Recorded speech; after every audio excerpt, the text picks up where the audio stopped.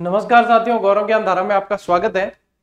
अपनी crash course के आज ये 13वीं क्लास है और इसके अंदर अपन स्पेशली पढ़ेंगे बौद्ध संप्रदाय को, बौद्ध धर्म को। और लेकिन उससे पहले अपन जैन धर्म के 24वें तीर्थंकर महावीर स्वामी से गौतम बुद्ध की तुलनात्मक थोड़ा सा अध्ययन करते हुए और फिर बौद्ध धर्म के मुख्य मुख्य चीजों को समझेंगे और याद करने का प्रयास करेंगे। ठीक है साथियों, शुरू करते हैं क्लास को। बिल्कुल भी समय व्यर्थ नहीं करूंगा आपका और सीधे ही आते हैं अपन क्लास पे। देखो, बौद्ध धर्म और जैन धर्म ये यहाँ से प्रश्न रीट में अक्सर बनते हैं और स्पेशली जो ये बनते हैं इसमें आपके गौतम बुद्ध और महावीर स्वामी की जीवनी से संबंधित बन जाते हैं।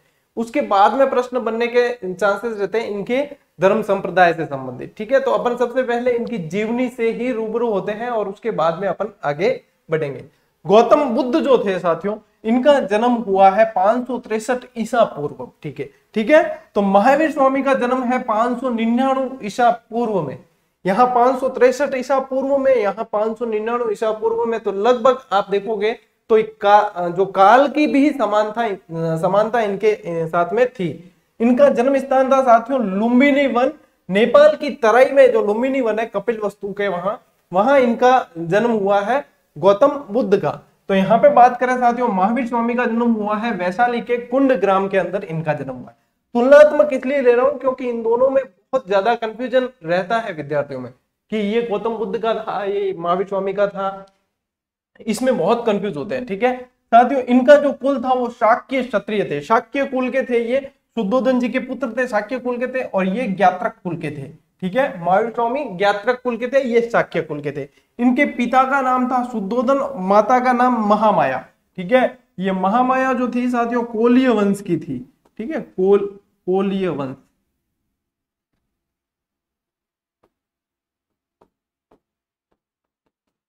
कोलीय वंश की थी महामाया इनकी माता। और इनके जो पिता का नाम था वो सिद्धार्थ था और माता त्रिशला। पिता सिद्धार्थ और माता त्रिशला। कंफ्यूजन का होता है साथियों, यहाँ पे ध्यान देना, यहाँ कंफ्यूजन होता है। इनके बचपन का नाम, गौतम बुद्ध के बचपन का नाम सिद्धार्थ था, लेकिन यहाँ इनके पिता का नाम सिद्धार्थ है। अब दोनों में ही सिद्धार्थ आ रहा है, लेकिन यहाँ पे बचपन का नाम है, यहाँ पे पिता का नाम है। ये कंफ्यूजन होता है और दोनों साथ में पढ़ा है तो फिर कंफ्यूजन आपके नहीं होगा। ठीक है साथियों, पत्नी इनकी यशोधरा थी, गौतम बुद्ध की पत्नी यशोधरा थी। गौतम बुद्ध की 16 वर्ष की आयु में विवाह कर दिया गया था। ठीक है ना, 16 वर्ष की आयु में विवाह। कारण क्या था, चलिए मैं पहले एक बार ये आपको ये तुलनात्मक अध्ययन करवा देता हूं, उसके बाद में अपन इसकी बात करेंगे।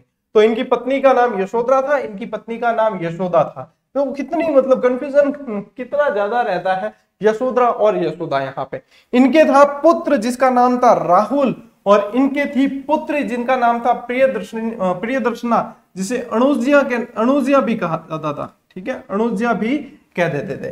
तो ये ध्यान रखना साथियों। ठीक है, उपनाम सिद्धार्थ ध्यान रखना। और ये बहुत ही मोस्ट इंपॉर्टेंट प्रश्न है, बौद्ध साहित्य में महावीर स्वामी के लिए क्या शब्द प्रयुक्त हुआ है, या महावीर स्वामी बौद्ध साहित्य में क्या कहलाए, निगंठनाथ पुत्र कहलाए। क्या कहलाए, निगंठनाथ पुत्र कहलाए। तो अब ये तो था आपके तुलनात्मक, और अब अपन पढ़ेंगे स्पेशली बौद्ध संप्रदाय को। तो यहाँ पे साथियों इनका जन्म हुआ, एक राजा थे, राजा के घर पे जन्म हुआ है, तो दिखती बात है कि या तो राजा बनेंगे। ठीक है ना, लेकिन इनका जन्म हुआ तो कुछ जो अपने कह सकते हैं संत, साधु संत वगैरह आए, तो उन्होंने कहा, उनमें से एक थे कौंडिन्य। ठीक है, कौंडिन्य ने ये भविष्यवाणी की इनको देखते ही कि ये या तो मतलब बहुत बड़े चक्रवर्ती सम्राट बनेंगे गौतम बुद्ध, या फिर ये बहुत बड़े सन्यासी बनेंगे। अब जैसे जैसे गौतम बुद्ध बड़े हुए तो इनके जो है सन्यास की तरफ जाने के लक्षण दिखने लगे। तो इनके पिताजी ने सोचा कि ऐसे तो ये महाराज बन जाएगा। ठीक है ना, महाराज साहब बन जाए, बस अपा कहीं करा, तो इन मतलब सांसारिक सुखों की तरफ मोड़ना पड़ेगा। तो सांसारिक सुखों की तरफ मोड़ने के लिए 16 वर्ष की आयु में ही इनकी शादी कर दी गई, विवाह कर दिया गया। लेकिन 16 वर्ष की देखो शादी की है, लेकिन गृह जीवन में रहे हैं ये। 28वें वर्ष इनको पुत्र की प्राप्ति हुई जिसका नाम था राहुल। 28वें वर्ष प्राप्ति हुई है जिसका नाम था राहुल, और 29वें वर्ष में इन्होंने गृह त्याग कर दिया। 29वें वर्ष में गृह त्याग, और ये गृह त्याग की घटना महाविनिष्क्रमण कहलाई। तो 29वें वर्ष में गृह त्याग किया, 35वें वर्ष में इनको ज्ञान प्राप्ति हुई। 35वें वर्ष भी जिस दिन समाधि लगाई उससे 49वें दिन ज्ञान प्राप्ति हुई। अब अंक जो याद रखने हैं वो आपको याद रखने पड़ेंगे। इसमें देखो अंक जितने याद रख लोगे ना, क्या कि कौन कौन से अंक याद रखने हैं। 563 में जन्म हुआ है ईसा पूर्व, वो याद रखना ही है, ठीक है। 16 एक तो क्या याद रखना है, अंकों की यदि बात करें, यहां पे मैं लिख देता हूं, एक तो याद रखना है 16 वर्ष की उम्र में क्या हुआ। देखो 16 वर्ष की बाली उम्र को सलाम, ए प्यार तेरी पहली नजर को सलाम। तो 16 वर्ष की बाली उम्र यानी कि 16 वर्ष की उम्र में इनका कर दिया विवाह। फिर 28वें वर्ष में इनके पुत्र राहुल प्राप्त हुआ। 29वें वर्ष में गृह त्याग किया। 35वें वर्ष, यहाँ पे मैं सिर्फ अंक लिख रहा हूं, डायरेक्ट जो पढ़ेगा उसको लगेगा ये क्या लिखा है यहाँ पे अंक, इतने अंकों का क्या मतलब है। 35वें वर्ष में ज्ञान प्राप्ति हुई और जब समाधि लगाई उसके भी 49वें दिन, उनके भी 49वें दिन जो है ज्ञान प्राप्ति हुई। तो 16, 28, 29, 35, 49 इस नंबर पे संपर्क करने पर आपको गौतम बुद्ध पूरा ही याद करवा दिया जाएगा, ठीक है। क्या 16, 28, 29, 35, 49 ऐसे जैसे कोई फोन नंबर ही याद किया है। और भी घटना है तो देखो आपको याद रखनी पड़ेगी, नहीं फिर सीधी सीधी याद रह जाती है, बेस्ट है। नहीं तो फिर ये तरीका भी। चलिए अब आते हैं साथियों अपन बौद्ध संप्रदाय पे। देखो गौतम बुद्ध द्वारा स्थापित किया गया, और गौतम बुद्ध का जन्म साथियों कपिलवस्तु के लुम्बिनी में हुआ है जो नेपाल की तराई में है, ठीक है।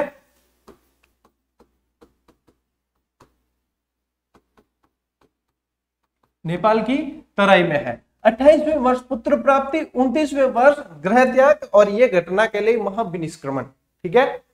ये महाविनिष्क्रमण और ज्ञान प्राप्ति की घटना संबोधि कहलाती। ये शब्द है जो आपको याद रखने हैं। तो ये अब मैं आपको कल शायद झलक दिखा भी दी थी कवर की वन लाइनर की, तो वन लाइनर आपको मिल जाएगी बहुत जल्द। अब जो है 1 या 2 दिन के अंदर प्रिंट में जाने वाली है, लगभग फाइनल काम हो गया है। तो आप लोगों के पास में लगभग 25 दिन के समथिंग समय बचेगा उसको पढ़ने के लिए, लेकिन लिखी गई ऐसे है और अपनी क्लास से साथ में गई है, तो आप 25 दिन में भी बहुत अच्छी पकड़ उस पर कर सकते हो, क्योंकि वो सीधे सीधे फैक्ट है, सीधे सीधे, और आपको समझाया गया क्लास में सारी चीजें, काफी सारी चीजें हैं और काफी सारी उसके अंदर और भी है, तो वो देख लेना जो आपको, क्योंकि प्रोजेक्ट डिले हुआ है, दिखती बात है साथियों, क्यों हुआ है वो भी मैंने बताया आपको। तो जहां तक यदि उसकी तुलना करना चाहोगे तो तुलना किसी से नहीं होगी। हाँ ये बात मैं जरूर समझता हूं कि उसको पढ़ने के लिए समय अब कम बचा है, लेकिन एक फैक्ट ये भी है कि एक बार आप ऑलरेडी रीट की तैयारी कर चुके हैं, आपने सब कुछ पढ़ रखा है, आपको सिर्फ और सिर्फ रिवीजन की जरूरत है, और रिवीजन की दृष्टि से वो बेस्ट पुस्तक साबित होगी, ये मुझे पूर्ण विश्वास है। चाहे उसको पढ़ने के लिए आपको भले ही 25 दिन ही मिले, लेकिन वो आपको बेस्ट साबित होगी और वो खुद साबित करेगी। तो वो रिवीजन की दृष्टि से, इसलिए उसका नाम भी रिवीजन बूस्टर ही रखा गया है। तो अब वो बहुत जल्द मिलने वाली, कवर आपको बता दिया था, और कवर लॉन्च का वैसे वीडियो बनाने वाला था, पर मैंने सोचा कि फिक्स डेट जब आपको मैं बता सकूं कि हाँ इस डेट को ये मार्केट में उपलब्ध होगी, तभी मैं उसका वीडियो बनाकर, कवर का वीडियो बनाकर और उसकी बाकी जो विशेषता है वो बता दूंगा आपको, ठीक है साथियों। चलिए बात करते हैं कि इनके अंदर वैराग्य कैसे उत्पन्न हुआ, कि ये तो राजा थे और फिर शादी भी कर दी, सांसारिक सुखों की तरफ भी चले गए, फिर वैराग्य कैसे उत्पन्न हुआ। इनको 4 दृष्टि ये पूछे जाते हैं साथियों, 4 दृष्टि पहला देखियो एक डोकरो आदमी, ठीक है, यानी एक वृद्ध देखा, बुढ़ा देखा, बुढ़िया बैठे नहीं चौराहे माते, छोटे माते, बुढ़िया यानी कि वृद्ध आदमी को देखा, वृद्ध आदमी को देखा। तो गौतम बुद्ध को लगा कि आखिर में अपन को तो डोकरे तो होना ही है, ठीक है ना, डोकरे होने से कोई अपन को नहीं रोक सकता, तो बुढ़ा होना एक सत्य है जो अपन को होना है। उसके बाद में मतलब देखा एक रोगी आदमी, उसके बाद क्या देखा, एक रोगी। अब बुढ़ा है, बुढ़ापा आया, अब कोई बीमारी नहीं है, बुढ़ा है लेकिन बीमारी नहीं, उसकी कुछ भी नहीं है, तो वो मरेगा कैसे, वे मरना भी तो एक सत्य है ना। जो आया है सो जाएगा, राजा रंग फकीर, तो सबको जाना है, मरना भी एक सत्य है। तो मतलब फिर देखा रोगी आदमी कि पहले तो बुढ़ा फिर बाद में क्या बीमार हुआ, तो बीमार आदमी को देखा।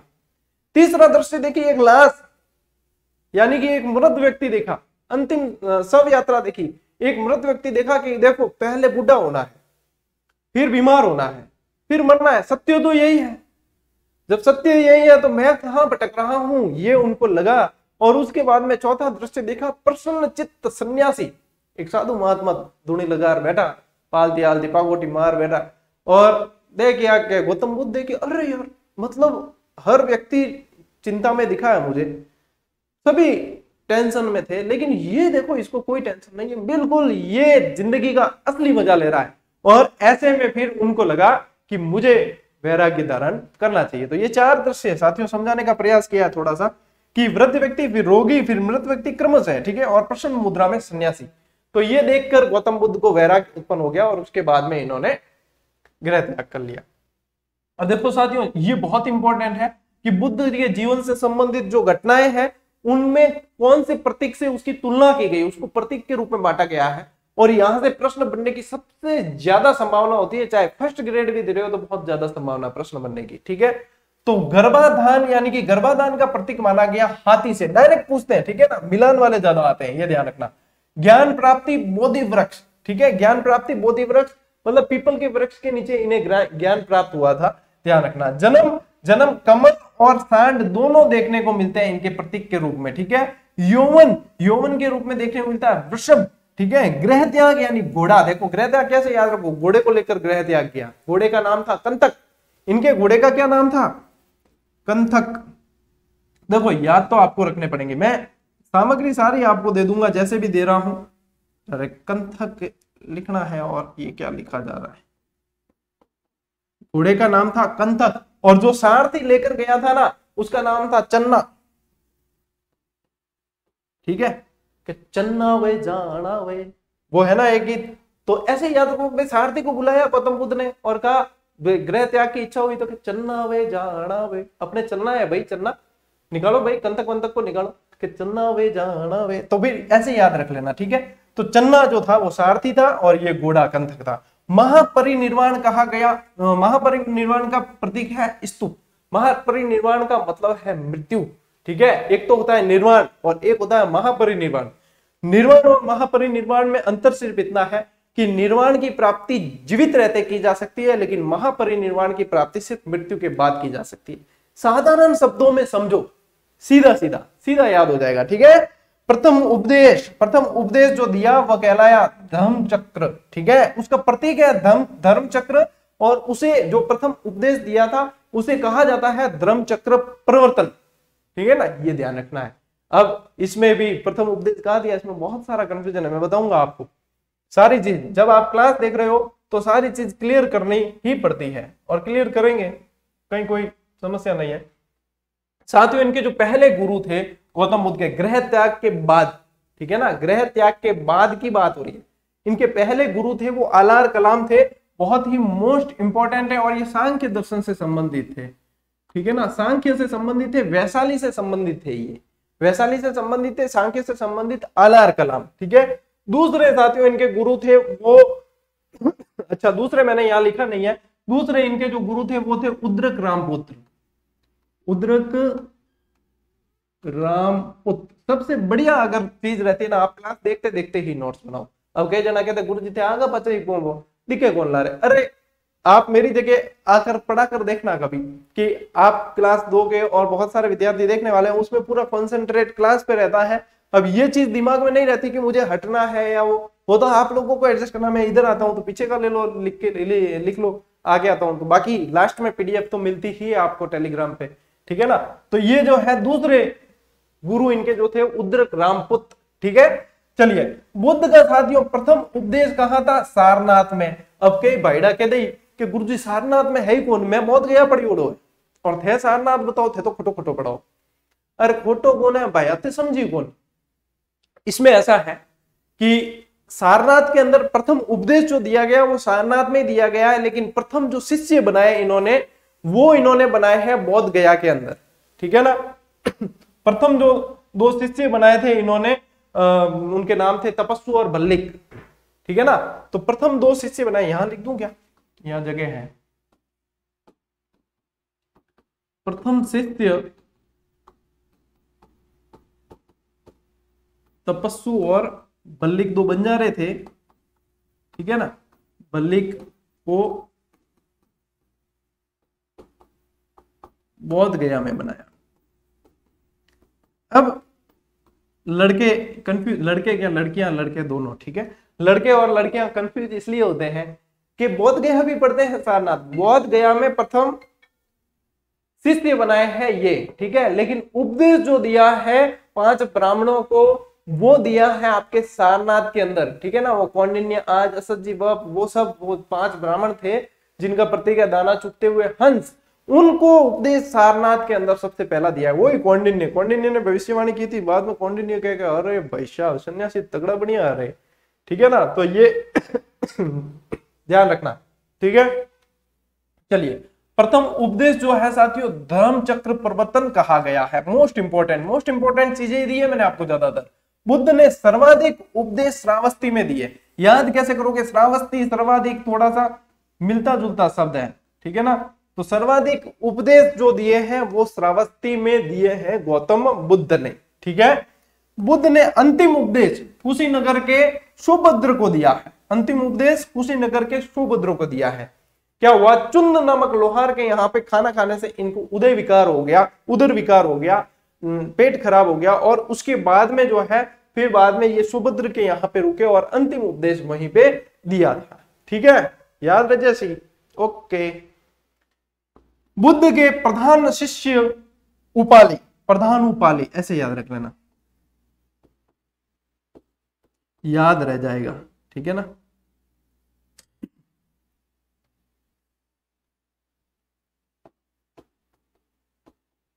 प्रधान उपाली और जो प्रिय शिष्य थे प्रियानंद नाम नहीं है रे, प्रियानंद ट्रिक है, ठीक है ना। तो प्रिय शिष्य जो थे वो थे आनंद और प्रधान शिष्य जो थे वो थे उपाली, ठीक है। तो ऐसे याद रखना है, दोनों में अंतर है, ठीक। याद रखने का तरीका भी बता दिया है। अब देखो, बौद्ध धर्म के साथियों त्रिरत्न है, वो पूछे जाए तो ध्यान रखना। वैसे ये सभी को ध्यान रहते हैं, बुद्ध धम्म और संघ, ठीक है। बुद्ध धम्म और संघ ये त्रिरत्न है बौद्ध धर्म के। 4 आर्य सत्य माने गए हैं साथियों बौद्ध धर्म में। 4 आर्य सत्य है। एक तो है दुख, फिर है दुख समुदाय, ठीक है। दुख का कारण क्या है मतलब, फिर दुख निरोध और दुख निरोध गामिनी। तो दुख तो सभी में आना ही है, ठीक है ना। इंसान ने जन्म लिया है ना, तो समझो कि दुख तो आना ही है। दुखों के इंसान जन्म नहीं लिया, सबसे पहले सुखी था, उसके बाद में दुख आना है। और ये सत्य है कि सुख और दुख चलते रहते हैं। दुख समुदाय यानी कि कारण है, ठीक है ना, कारण। दुख निरोध और दुख निरोध गामिनी यानी कि इन सब का उपाय। ये लास्ट में क्या है, इन सब का उपाय। शॉर्ट में बता रहा हूं बिल्कुल कि याद ये चीजें रखनी है आपको। फिर है साथियों अष्टांगिक मार्ग, जो ये दुख निरोध गामिनी है ना, इसी के अंदर अष्टांगिक मार्ग का उल्लेख है। यहाँ पे मैंने लिखा है सर्व सम्यक दृष्टि। इस सर्व का मतलब है, देखो कभी भी बहुत सारे नाम लिखने होते हैं ना, तो और सबके आगे श्री श्री श्री लगाना पड़ता है, तो करते क्या है, सर्वश्री लिख देते हैं कि सभी के आगे श्री माना ही जाए, सर्वश्री। तो आप वैसे सर्व सब जगह आप ये सम्यक सब जगह लिखोगे, मैंने लिखा है सर्व सम्यक, यानी कि सम्यक दृष्टि, सम्यक संकल्प, सम्यक वाणी, सम्यक कर्मान, सम्यक आजीव, सम्यक व्यायाम, सम्यक स्मृति और सम्यक समाधि। ऐसे लिखना है आपको।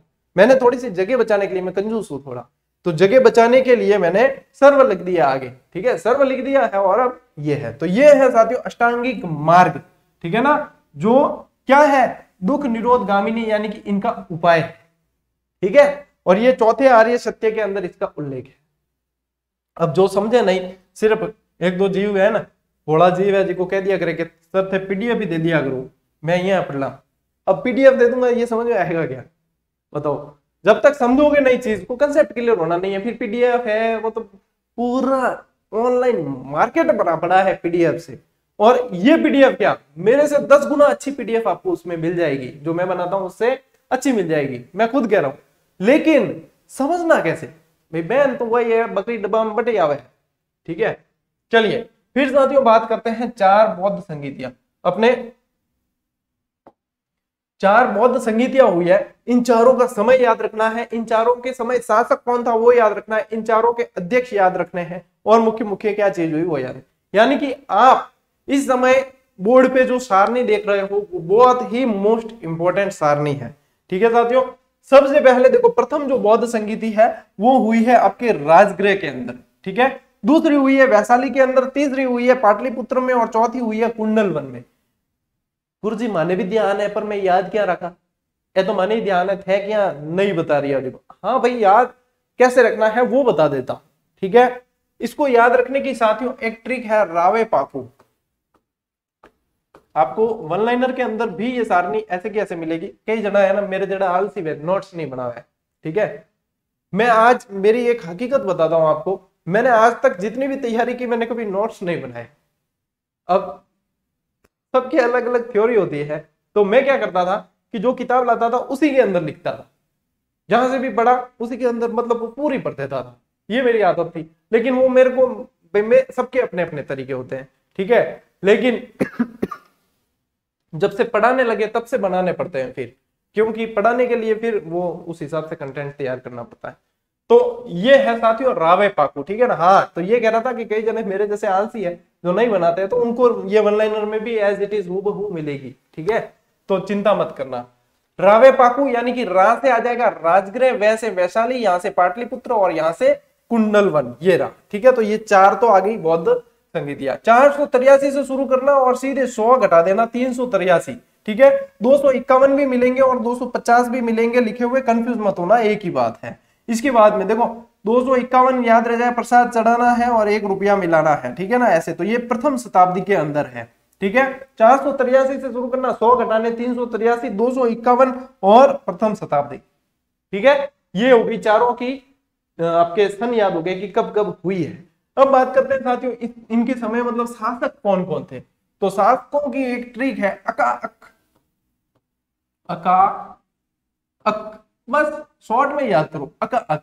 अ से अजात शत्रु, का से कालाशोक, अ से अशोक और क से कनिष्क, जिसमें से ये तीसरी अशोक वाली है ना, तीसरी बौद्ध संगीति बहुत ही मोस्ट इंपोर्टेंट है। तो अका अक, रावे पाकू अका अक याद हो गया। फिर देखो अध्यक्ष, अध्यक्ष के अंदर आपको ट्रिक याद करनी है मसमोती वस्व। कई जने कहेंगे कि ऐसी कैसी ट्रिक है, मसमोती वस्व। अब देखो म यानी कि महाकश्यप, ठीक है। स यानी कि सर्व कामनी, मोती यानी कि मोगली पुत्र तिस, मोती देखो मोगली पुत्र तिस। लेकिन वस्व क्या है, वस्व यानी वह का मतलब है वसुमित्र, और इस संगीति में एक उपाध्यक्ष भी थे जो थे आपके अश्वघोष, ठीक है ना। तो वस्व लिखा है तो यहां पे आ जाएंगे अश्वघोष। तो ये है मसमोती वस्व। तो इस तरीके से ध्यान रखना, ये उपाध्यक्ष भी आ जाएंगे। विशेष क्या था कि पहली बौद्ध संगीति के अंदर सुत्त पिटक और विनय पिटक का संकलन किया गया, ठीक है। दूसरी बौद्ध संगीति बहुत कम लोगों को पता है कि बौद्ध धर्म का जो पहला विभाजन है वो दूसरी बौद्ध संगीति में होता है, जो स्थविर और महासंगीत नाम से होता है, ठीक है ना। बाद में यही जो है बौद्ध अपने हीनयान और महायान के विभाजन का आधार बनते हैं, ठीक है। तो ये स्थविर और महासंगीत का पहला बौद्ध विभाजन अब यहीं पे तो होता है ना। मतलब आप कंफ्यूज होते हो ना कि सर हमने ये पढ़ा है चौथी बौद्ध संगीति में, आप दूसरी कैसे बता रहे हो, आपने गलत बताया। गलत नहीं, ये गहराई से प्रश्न आया है जिसको आपने गहराई से समझने की कोशिश नहीं की, तब जाकर फिर वहां पे भी प्रश्न की भाषा बहुत इंपॉर्टेंट होती है। उतने ही इंपॉर्टेंट होते हैं जो ऑप्शन दे रखे होते हैं वो, क्योंकि प्रश्न यहाँ पे ऑप्शन के अकॉर्डिंग सही या गलत होगा, ठीक है ना। तो यहाँ पे स्थविर और महासंगीत। फिर तीसरी में देखो अभिधम्म पिटक का संकलन तीसरी के अंदर किया गया, और चौथी के अंदर साथियों बौद्ध धर्म जो है वो हीनयान और महायान नामक 2 शाखाओं में बढ़ जाता है, ठीक है। तो इस तरीके से मुख्य विभाजन जो है वो हीनयान महायान के अंदर ही है, लेकिन प्रथम विभाजन जो हुआ है वो आपके दूसरी बौद्ध संगीति में। तो उम्मीद कर रहा हूं कि चीजें क्लियर हो रही है आपके, ठीक है ना। और जितनी अभी तो ये ऐसा है बौद्ध धर्म की मैंने बहुत ही साथियों शॉर्ट क्लास दी है। बौद्ध धर्म में तो बहुत कुछ है पढ़ने को, बौद्ध धर्म में बहुत है, जैन धर्म में बहुत है। इनके साहित्य यदि व्यवस्थित पढ़ लिया जाए 2 क्लास लगती है। जैन धर्म में भी साहित्य पढ़ लिया जाए 2 क्लास लगती है, लेकिन आपके यहाँ पे साहित्य इतने नहीं पूछे जाएंगे, जहां तक प्रश्न यहाँ से ज्यादा बनते हैं। और अपने क्रैश कोर्स के अंदर अपन मेन मुख्य चीजें लेकर चल रहे हैं, तो यहाँ पे ज्यादातर मैं सोच रहा हूँ कि आपको कवर करवाया जाए, ठीक है। तो यहाँ पे साथियों बौद्ध धर्म की जो पिटकों की भाषा थी ये पाली लिखा हुआ है, इसको आप पाली पढ़ें, ठीक है। बौद्ध धर्म के पिटकों की जो भाषा थी, जो त्रिपिटक कहलाते हैं ना, ये त्रिपिटक है आपके, वो पाली भाषा थी। बौद्ध धर्म ग्रहण करने वाली साथियों पहली महिला थी वो प्रजापति गौतमी थी, क्योंकि गौतम बुद्ध को जन्म देने के कुछ ही दिनों बाद में इनकी माता की मृत्यु हो जाती है। तो प्रजापति गौतमी इनकी मौसी है वैसे, गौतम बुद्ध की मौसी है, ये क्या है, मौसी है। तो इन्होंने ही लालन पालन किया था गौतम बुद्ध का। और बाद में जो प्रथम महिला जिसने बौद्ध धर्म को ग्रहण किया वो प्रजापति गौतमी है। साथियों यदि बात करें त्रिपिटक की, तो त्रिपिटक, पिटक का मतलब होता है टोकरी। पिटक का शाब्दिक अर्थ क्या है, शाब्दिक अर्थ है टोकरी, ठीक है। त्रिपिटक, त्रिपिटक के अंदर आते हैं साथियों नंबर 1 सुत्त पिटक, नंबर 2 विनय पिटक और नंबर 3 अभिधम पिटक। ये तीनों के तीनों आपको ऐसे ही याद करने हैं। अब सुत्त पिटक जो है इसे बौद्ध संप्रदाय का एनसाइक्लोपीडिया भी कहा जाता है, सुत्त पिटक। देखो शुद्ध पिटक के अंदर है क्या, शुद्ध पिटक के अंदर है धार्मिक विचार व वचनों का संग्रह, ठीक है ना, धार्मिक विचार और वचनों का संग्रह है। विनय पिटक के अंदर क्या है, देखो यहाँ पे विनय, अगर थोड़ी सी मात्रा इधर उधर करोगे तो नियम से संबंधित हो जाएगी, तो यहाँ पे है नियम। विनय पिटक के अंदर क्या है, नियम है, विनय, ठीक है, निय, ये नए, इससे याद रखना, क्यों कंफ्यूज यही होगी। अभिधम पिटक, अभिधम पिटक के अंदर है साथियों दार्शनिक सिद्धांतों का संग्रह है, दार्शनिक सिद्धांतों का संग्रह। अब यदि इनके विभाजन देखे जाए, इनके खुद के विभाजन बहुत है, जैसे अभिधम पिटक के 7 भाग है, इसके सुत्त पिटक के 5 भाग है, जिसमें दीर्घ निकाय, मध्यम निकाय, संयुक्त निकाय, अंगुत्तर निकाय और खुद्दक निकाय, इस तरीके से 5 भाग तो इनके ही चलते हैं। यदि आपको याद रखने हैं तो ऐसे याद रखें, डीएम साखुद, डीएम किसे कहते हैं, डिस्ट्रिक्ट मजिस्ट्रेट, डीएम साखुद पढ़ाएंगे, ठीक है ना। तो यहां से आ जाएगा दीर्घ निकाय, यहां से आ जाएगा मध्यम निकाय, मध्यम निकाय, यहां से संयुक्त निकाय, इस तरीके मतलब बहुत है। यदि अगर इनको ही पढ़ने जाए ना साहित्य को तो बहुत है। अंगुत्तर निकाय जिसके अंदर महाजनपदों की जानकारी मिलती है, अंगुत्तर निकाय, और ये है खुद्दक निकाय जिसमें जातक कथाओं की जानकारी।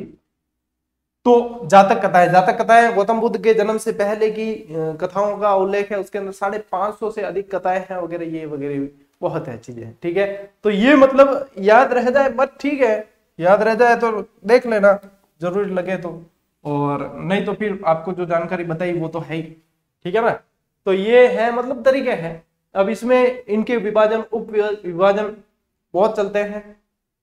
अभिधम पिटक के 7 भाग है, इसके अपने विनय पिटक के 3 भाग है, पातिमोक्ष वगैरह, तो बहुत सारे मतलब विभाजन इनके साथियों है, जो मैं यहाँ पे बताऊंगा ना, तो जिसने पढ़े नहीं है तो अब इस समय बहुत कंफ्यूज हो जाएंगे। तो यहाँ पे इस क्लास को अपन यहीं पे पूरी करेंगे, और फिर जैसे जैसे समय अपने पास में उचित होगा ना, अनुकूल समय होगा, तब जैसे किसी को बौद्ध संप्रदाय पढ़ना ही है और मेरे पास भी समय होगा बिल्कुल व्यवस्थित पढ़ाने के लिए, तब मैं बौद्ध संप्रदाय और जैन संप्रदाय ऐसी क्लासेस हैं जो सब ऑल इंडिया के अंदर जब जो भी एग्जाम होते हैं ये सिलेबस में शामिल है, तो बहुत इंपॉर्टेंट है।